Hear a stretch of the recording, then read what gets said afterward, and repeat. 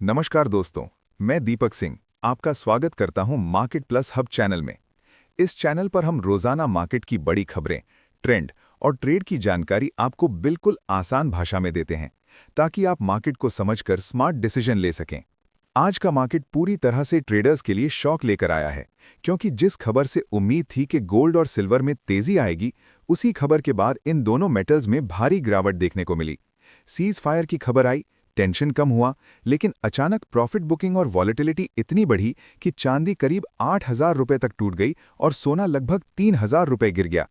ये मूव बिल्कुल अनएक्सपेक्टेड था और रिटेल ट्रेडर्स पैनिक में आ गए। मार्केट ने एक बार फिर दिखा दिया कि सिर्फ न्यूज़ देखकर ट्रेड करना कितना रिस्की हो सकता है। इस तरह के मूव्स में स्मार्ट मनी पहले पोजीशन बनाता है और फिर न्यूज़ के बाद रिटेल को ट्रैप किया जाता है। 9 अप्रैल 2026 को गोल्ड और सिल्वर में भारी वॉलेटिलिटी देखने को मिली। ग्लोबल मार्केट में सीज फायर की खबर के बाद पहले तेजी आई, लेकिन बाद में अचानक प्रॉफिट बुकिंग शुरू हो गई और प्राइसेस नीचे फिसल गए। इसी दौरान एमसीएक्स में स्ट्रॉन्ग सेलिंग प्रेशर आया, जिससे सिल्वर में लगभग 8,000 रुपए और गोल्ड में करीब 3,000 रुपए की गिरावट देखने को मिली। ट्रेडर्स ने तेजी के बाद पोजीशन स्क्वायर ऑफ की और शॉर्ट टर्म ट्रेडर्स ने प्रॉफिट बुकिंग शुरू कर दी। मार्केट में ये गिरावट अचानक आई और इंट्राडे वॉलेटिलिटी बेहद हाई रही। इस गिरावट का असली कारण सिर्फ सीज फायर नहीं, बल्कि मल्टीपल फैक्टर्स का कॉम्बिनेशन था। पहले टेंशन कम होने से सेफ हेवन डिमांड थोड़ी कम हुई, जिससे गोल्ड पर प्रेशर आया। दूसरा फैक्टर था क्रूड ऑयल में गिरावट, जिससे इन्फ्लेशन कंसर्न कम हुआ और गोल्ड की डिमांड कम हुई। तीसरा फैक्टर था डॉलर में हल्की मजबूती, जिसने प्रेशस मेटल्स पर दबाव बनाया। जब मार्केट 3 हफ्ते के हाई पर था, तब इंस्टीट्यूशनल ट्रेडर्स ने प्रॉफिट बुकिंग शुरू कर दी। इसी वजह से तेजी के बाद अचानक शार्प करेक्शन देखने को मिला। ग्लोबल मार्केट में सीज फायर की खबर से पहले रिस्क एसेट्स में तेजी आई, लेकिन बाद में इन्वेस्टर्स ने कॉशियस स्टांस लिया। इंटरनेशनल गोल्ड और सिल्वर प्राइसेस हाई से नीचे आए और वॉलेटिलिटी बढ़ गई। ऑयल प्राइसेस में गिरावट और डॉलर मूवमेंट ने मेटल्स को डाउन साइड में धकेला। ग्लोबल ट्रेडर्स अब अनसर्टेनिटी को ध्यान में रखकर कॉशियस ट्रेडिंग कर रहे हैं। ये दिखाता है कि geopolitical news short term rally देती है, लेकिन सस्टेनेबिलिटी डिपेंड करती है मैक्रो फैक्टर्स पर। एमसीएक्स में आज का मूव पूरी तरह से वॉलेटाइल रहा। ओपनिंग में बुलिश सेंटिमेंट था, लेकिन धीरे धीरे सेलर्स डोमिनेट करने लगे। सिल्वर में हैवी लिक्विडेशन हुआ और गोल्ड में लॉन्ग अनवाइंडिंग देखने को मिला।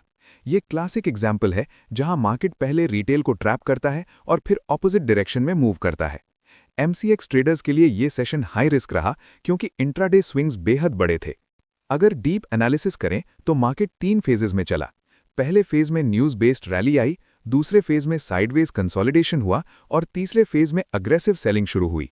इंस्टीट्यूशनल ट्रेडर्स ने हाई लेवल्स पर सप्लाई क्रिएट की, रिटेल ट्रेडर्स ब्रेकआउट के बाद बाइंग करते रहे और वहीं से मार्केट रिवर्स हो गया। ये लिक्विडिटी ट्रैप था, जिसमें स्मार्ट मनी ने एग्जिट लिया और रिटेल फंस गया। टेक्निकल चार्ट पर गोल्ड और सिल्वर दोनों ओवरबॉट जोन में थे। आरएसआई हाई लेवल पर था और रेजिस्टेंस जोन के पास मार्केट रिजेक्ट हुआ।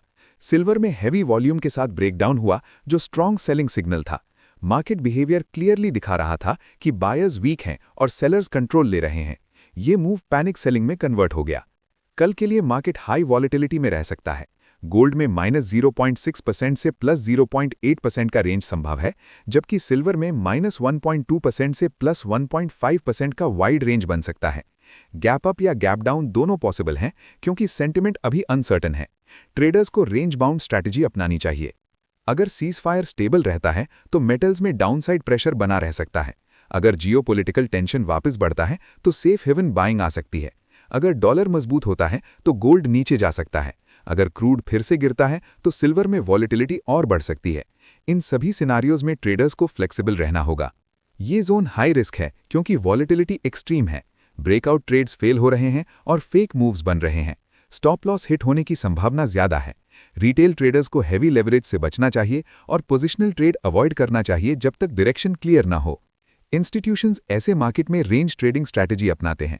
वो हाई पर सेलिंग और डिप पर बाइंग करते हैं, लिक्विडिटी जोन पर एंट्रीज लेते हैं और रिटेल साइकोलॉजी का फायदा उठाते हैं। यही स्ट्रैटेजी अभी काम कर रही है। स्मार्ट मनी पैनिक में बाइंग नहीं करता, वो करेक्शन का इंतजार करते हैं और लिक्विडिटी बिल्ड होने पर एंट्री लेते हैं। आज की गिरावट स्मार्ट मनी एक्यूमुलेशन का संकेत भी हो सकती है। Overall bias neutral to volatile रहेगा। Buy on dip strategy safer हो सकती है, लेकिन टाइट स्टॉप लॉस जरूरी है। डायरेक्शन कंफर्म होने के बाद ही अग्रेसिव ट्रेड लेना चाहिए। न्यूज़ पर ब्लाइंडली ट्रेड ना करें। हाई वॉलेटिलिटी में पोजीशन साइज कम रखें, स्टॉप लॉस मैंडेटरी रखें, ब्रेकआउट कंफर्म होने का इंतजार करें, पैनिक में डिसीजन ना लें। सीज फायर के बावजूद गोल्ड और सिल्वर में आई गिरावट मार्केट साइकोलॉजी का क्लासिक एग्जाम्पल है। ये मूव दिखाता है कि न्यूज़ के बाद प्रॉफिट बुकिंग और लिक्विडिटी ट्रैप कैसे काम करता है। ट्रेडर्स को अभी कॉशियस रहना चाहिए और वॉलेटिलिटी को समझकर ट्रेड करना चाहिए। अगर आपको ये डिटेल्ड एनालिसिस हेल्पफुल लगा हो तो वीडियो को लाइक करें, चैनल को सब्सक्राइब करें और बेल आइकन जरूर दबाएं ताकि आपको ऐसे ही मार्केट अपडेट्स सबसे पहले मिलते रहें। मिलते हैं अगले वीडियो में, तब तक सेफ ट्रेडिंग करें।